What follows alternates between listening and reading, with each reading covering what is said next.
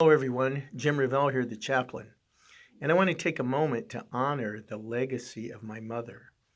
My 91-year-old mother passed away earlier this month, February of 2022. And she had a month ago re-upped for her driver's license. She was living on her own. She was very vitally involved just with the activities of life. And she contracted an illness that took her out within a week.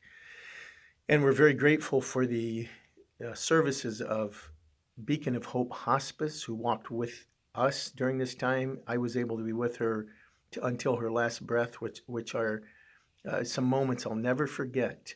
But as I reflect on her life, I'd like to pass her legacy on to you. Four things that I thought of when it came to my mom, and I could talk many others. But one of the things that I think was a staple was this, that my mother never allowed adversity to make her bitter. Rather, it made her better.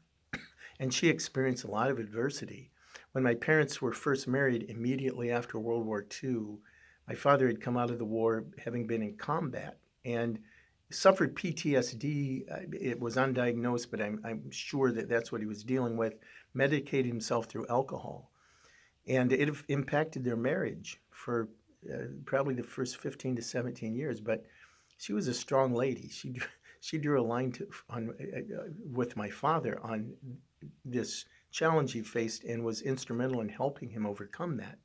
Along with that, they lost four babies through miscarriage, one baby that was stillborn, and then my brother nearest me, a bit older than me, died at 4 days of age.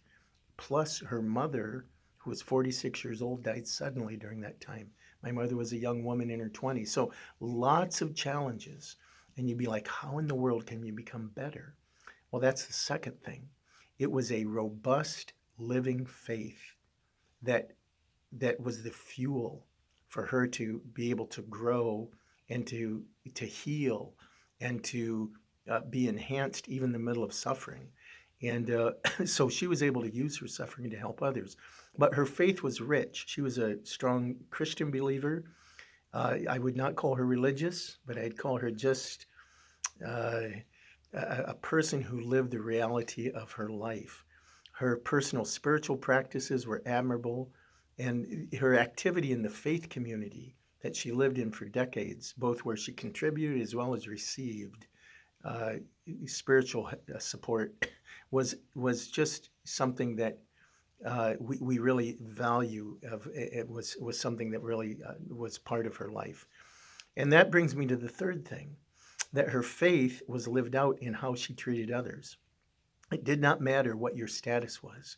You could be someone that is of high importance, or someone that in the normal person say, well, they're not really that important. To her, every person was important.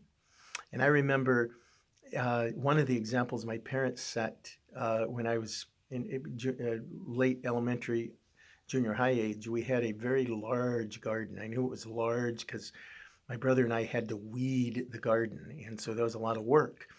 But it was large not because it was used for us. We certainly enjoyed some of the wonderful vegetables and types of things that were there, but every week end, my parents would open up a sort of a free giveaway, especially to those who maybe were challenged financially or just needed a little extra boost in their income. And I remember we'd have dozens of people show up and we'd give free stuff away. And but that was kind of the brainchild, something that was birthed out of the heart of my mom. And that generosity just was such a beautiful example for us. And then the fourth thing that I think of when it comes to my mother is this principle.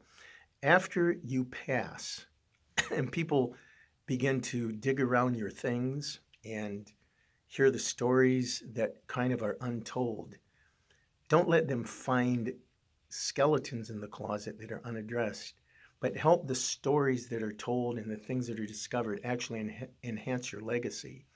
Now, we went in and we were able to, my brother in particular is very nosy about digging into some of my mom's love letters, journals, and all those kinds of things. And we enjoyed this so much and are enjoying looking over some of the things. But we also heard stories. We got phone calls, unsolicited phone calls back about how my mother's life to the end impacted uh, different ones. And one of them was from the lawn care slash snow removal man who was a retired man who was about 30 years younger than my mom, but he was going through a particular challenge in his life. And he cited to us that week after week after week, as his upper 80s, early 90s year old woman would just contribute to his life, she was able to give him some coaching that helped him make some life changes that he cites to this day are drawn back to her continuing to give even as she is in her older age. And so we leave a legacy. So just think about this. Think about this. Let adversity make you better. Let there be some kind of faith perspective that's you live for a cause larger than yourself. Treat every person with dignity, and when you die and they give a eulogy at your funeral and they tell stories even afterwards, let them enhance your legacy and not take away from it. So those are the words that I would share today. Next week I want to talk a bit about a little bit on grief. But if you need anything, you can call me at 877-322-2427. That's extension 5017, and I'd love to connect.